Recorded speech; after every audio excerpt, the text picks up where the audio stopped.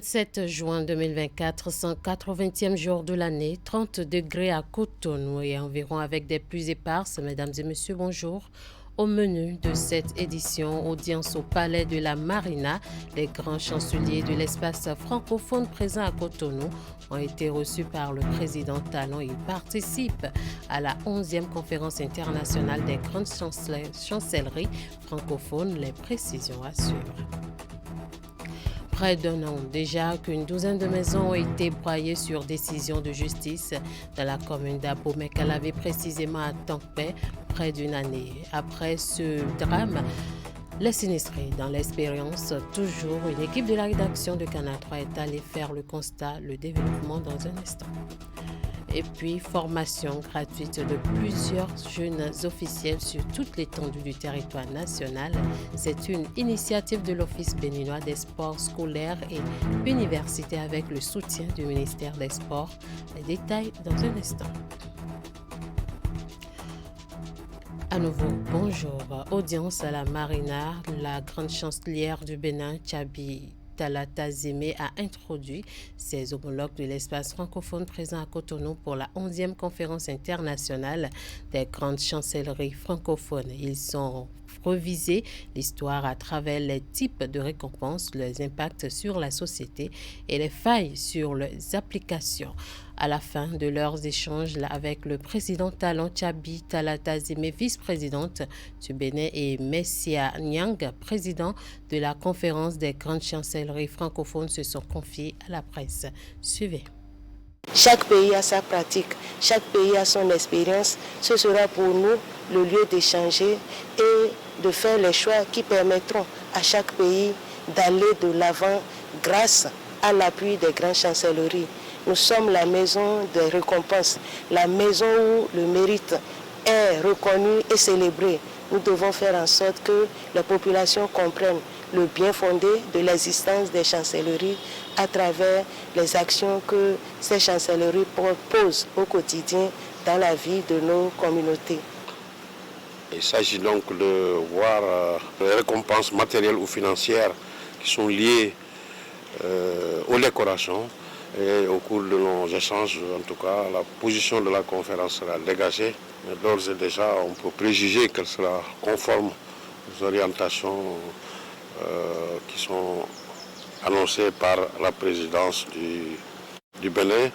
Et j'en profite pour féliciter à l'avance ma grande sœur qui va prendre la présidence de la conférence internationale des grandes chancelleries dans les 2 jours qui viennent. Le mercredi 23 août 2023 était pour les habitants de Tankpé à Abomey-Calavi un mercredi noir. Une douzaine de maisons ont été braillées sur décision de justice. J'y arrive. Près d'une année après ce drame, les sinistrés sont toujours dans l'espérance. Une équipe de notre rédaction a fait un tour sur les lieux. Les précisions dans ce reportage présenté par Florence Bossa.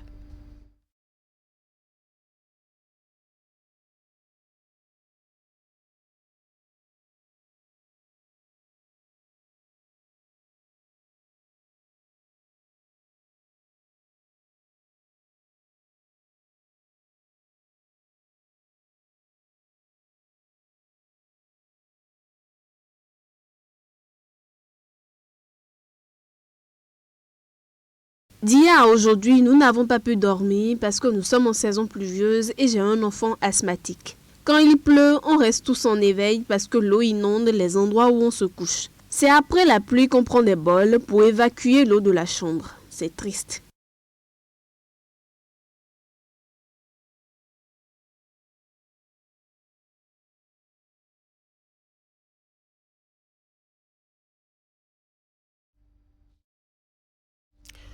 Un souci avec l'élément, nous allons certainement y revenir.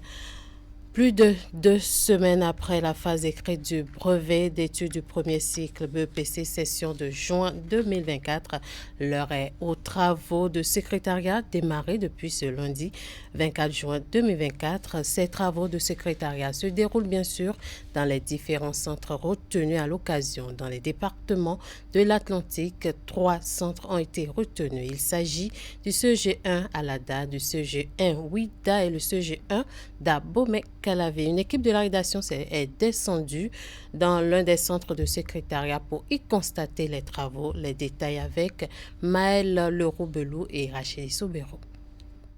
Ces enseignants et enseignantes ont une mission, attribuer à chaque candidat une note qui tient compte de sa production. Ici, au CGE d'Abomey-Calavi, 9 sous-commissions sont à pied d'œuvre depuis ce lundi. 9, comme le nombre total de matières de la phase écrite du BEPC. Pour le moment, aucun incident n'est à déplorer pour ce début de travaux de correction. Les présidents de chaque sous-commission procédaient à l'appel au contrôle de la présence. Et après ce contrôle de présence, nous avons recueilli les absents et voir comment procéder au remplacement. Et après ça, ils sont allés chercher des copies et ils ont commencé réellement le travail. À l'intérieur de chaque sous-commission, le travail s'opère en 2 phases. Tout d'abord, la première étape consiste à apprécier les copies. Ensuite, ces copies corrigées sont vérifiées par des contrôleurs qui valident de façon définitive la note attribuée à chaque copie. Nous avons corrigé certaines copies en commission, n'est-ce pas? Et après cela, chaque correcteur s'est retiré avec son contrôleur pour l'effectivité de la correction. À l'issue de cette première journée, plusieurs notes ont été attribuées selon les matières, ont laissé filtrer les contrôleurs. Après lecture des productions de chaque candidat, nous pensions qu'ils ont fait le meilleur d'eux-mêmes. L'épreuve est à leur portée et vu leur production, c'est pas mal. Comme dans les autres centres de correction au plan national, les travaux de secrétariat du BEPC se déroulent sous la houlette du ministère des Enseignements secondaires, techniques et de la formation professionnelle. D'abord, après la phase écrite, les copies sont réparties suivant la zone vers les 3 secrétariats. Et il y a eu la phase d'anonymat où les secrétaires sont choisis. La décision qui porte leur nom est sortie. Et suivant la programmation, la représentante ou bien les représentants du DEC sont venus et on a procédé à l'anonymat des copies au niveau des 3 centres. Cette étape de correction des copies des candidats au BEPC session de juin 2024 va prendre fin ce jeudi. Les résultats sont attendus pour le 9 juillet 2024. Au campus d'Abomey-Calavi, bienvenue à Déléyé et Médric Benou et Joie Zoumenou constituent le trio de jeunes étudiants à l'organisation, bien sûr, de la première édition du concours Campus Voice. C'est une compétition qui consiste à suivre des jeunes dans la production de leur voix. Composée de 5 phases, celle préparatoire a dégagé 49 jeunes pour la suite. Dans cet extrait, il nous rappelle le contenu et les étapes de l'organisation de ce concours. La dénomination Campus Voice peut facilement être compris parce qu'on a, en divisant par 2, on a Campus et on a Voice. Voice en anglais qui veut dire voix et qui nous réfère peut-être à The Voice qui est organisé à l'international et qui est un concours de chant, d'interprétation et de valorisation des belles voix.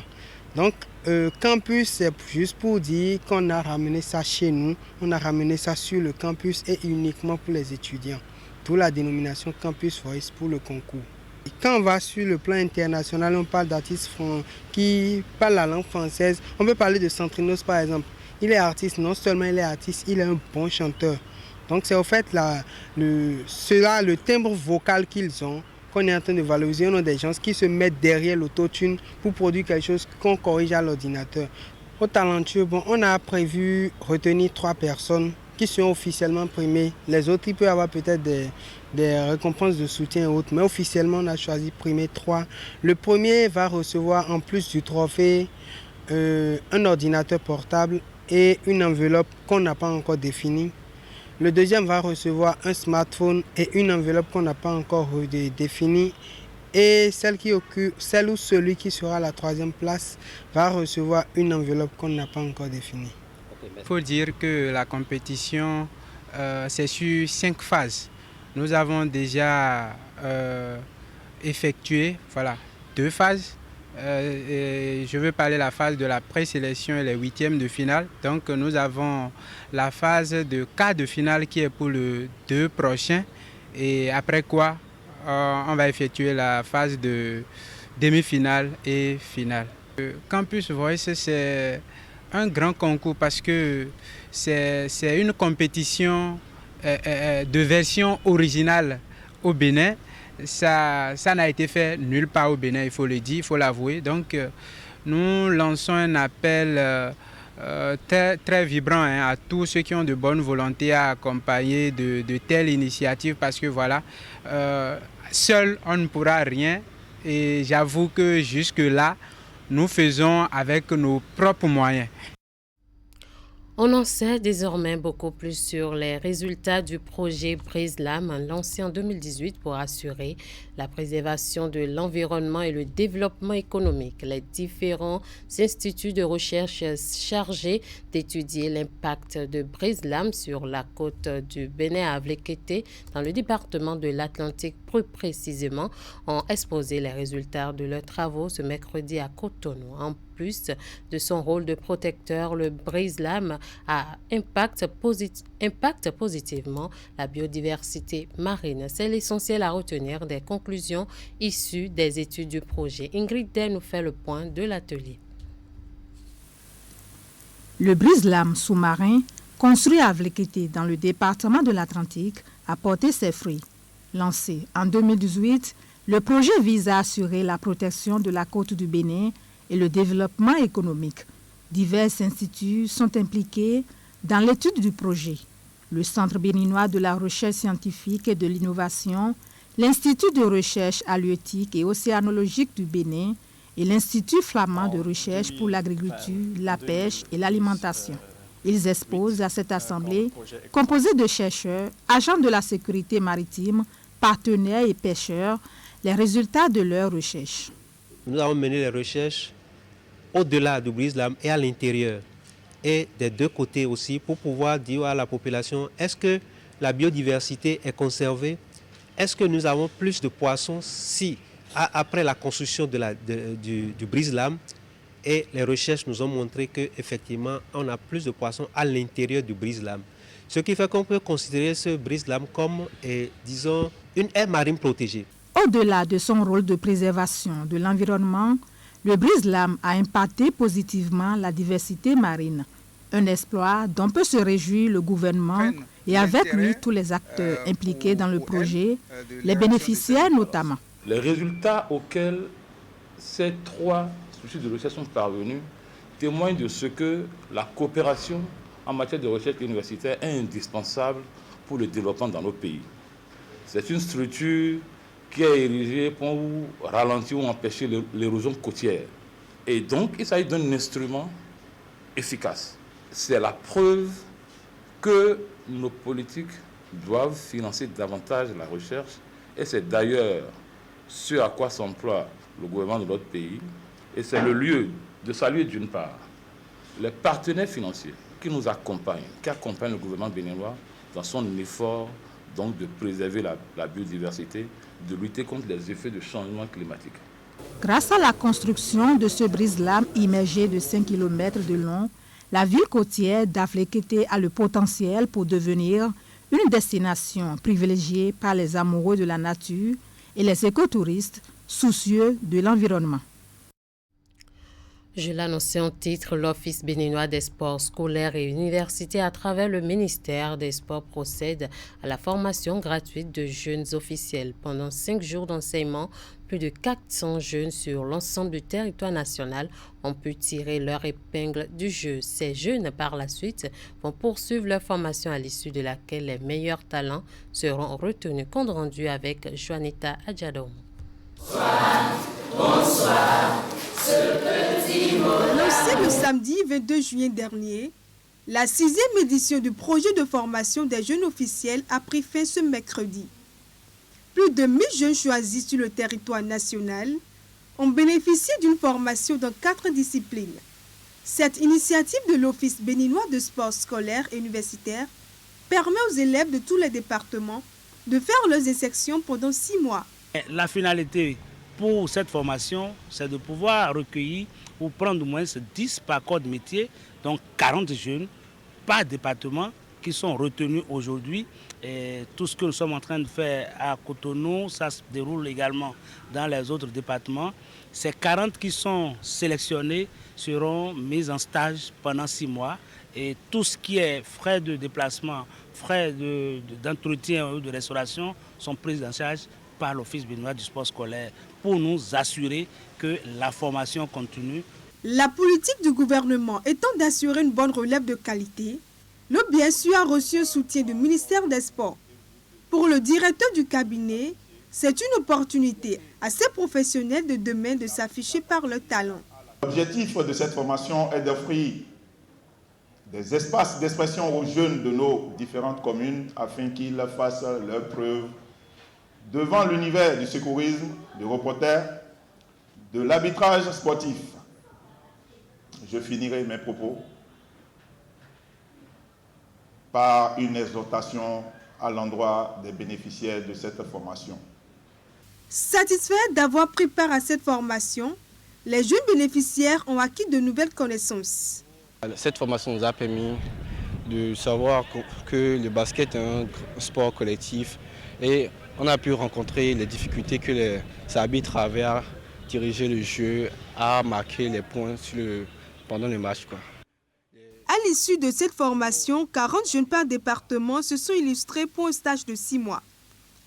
Au total, 120 jeunes officiels sur le plan national vont constituer une base de données capable de servir dans le championnat national.